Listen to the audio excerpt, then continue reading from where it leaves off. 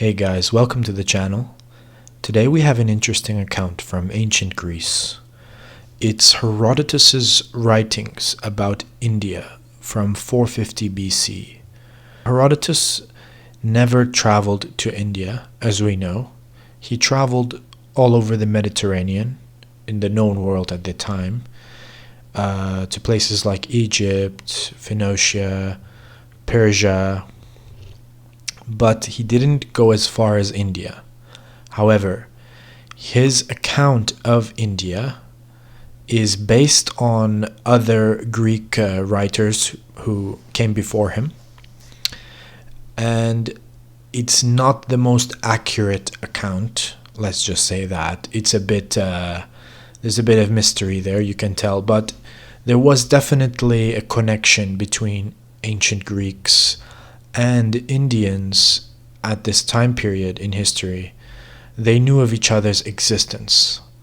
So let's dive in.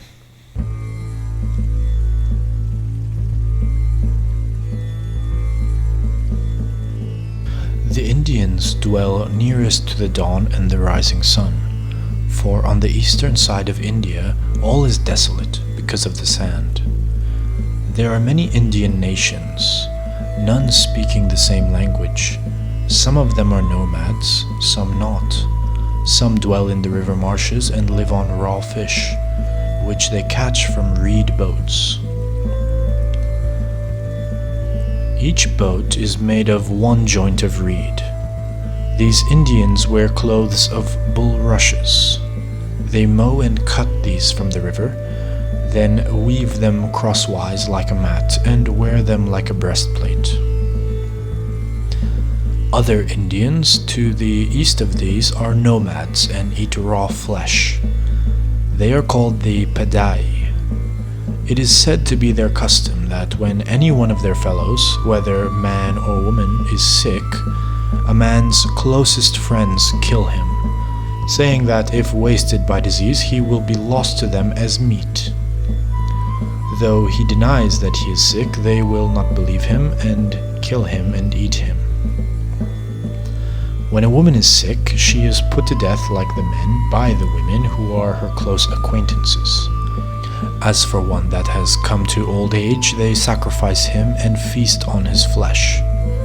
But not many reach this reckoning, for before that everyone who falls ill they kill. There are other Indians, again, who kill no living creature, nor plant anything, nor are accustomed to have houses. They eat grass, and they have a grain growing naturally from the earth in its husk, about the size of a millet seed, which they gather with the husk and boil and eat. When any one of them falls sick, he goes into the desert and lies there, and no one notices whether he is sick or dies. These Indians, whom I have described, have intercourse openly like cattle. They are all black-skinned like the Ethiopians. These Indians dwell far away from the Persians southward and were not subjects to the king Darius. Other Indians dwell near the town of Caspatyrus and the Pactaic country. North of the rest of India, these live like the Bactrians. They are of all Indians the most warlike, and it is they who are sent for the gold. For in these parts all is desolate because of the sand.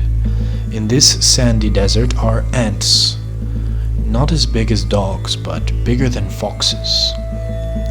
The Persian king has some of these, which have been caught there.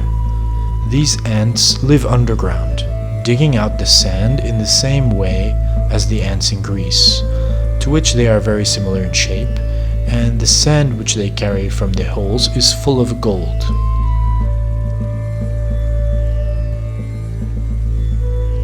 It is for this sand that the Indians set forth into the desert.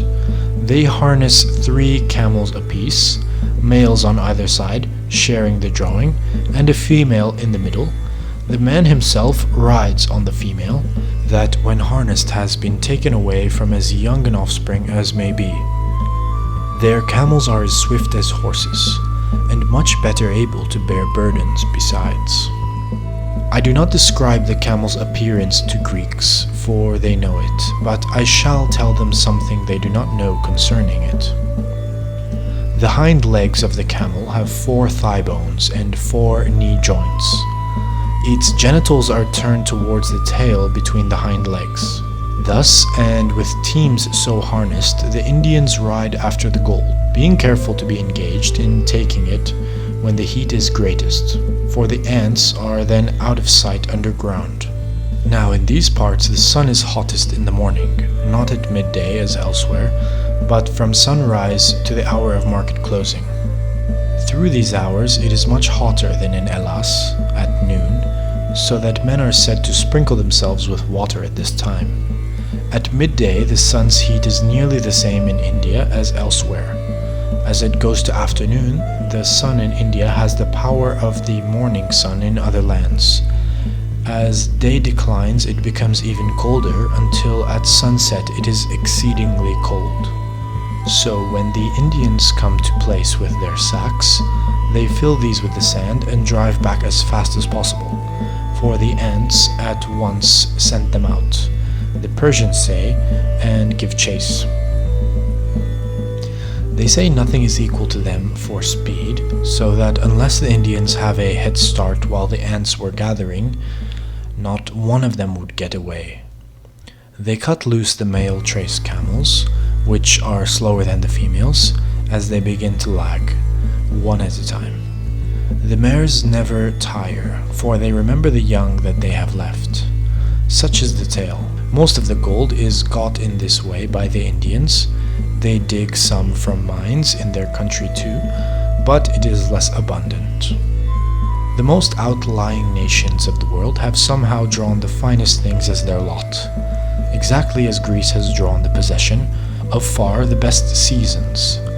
As I have lately said, India lies at the world's most distant eastern limit, and in India all living creatures, 4-footed and flying, are much bigger than those of other lands, except for the horses, which are smaller than the Median horses called Nisaean.